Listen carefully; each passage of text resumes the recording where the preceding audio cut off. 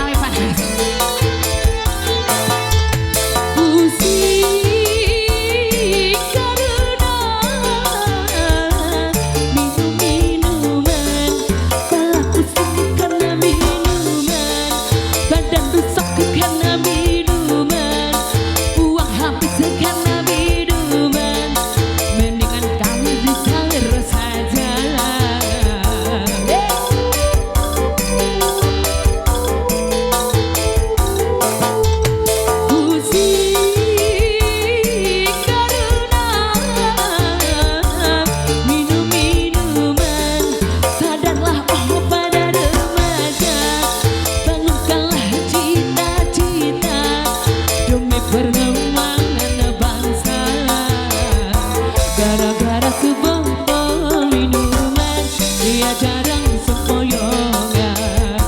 Hobi anak muda sekarang yang penting botol katanya. Kalau lagi kumpul-kumpul tapi ada botol, tambah lagi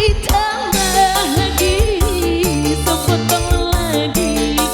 Ide-ide apa enaknya minum sampai berbotol-botol gara-gara sebotol minuman dia jarang sempoyongan.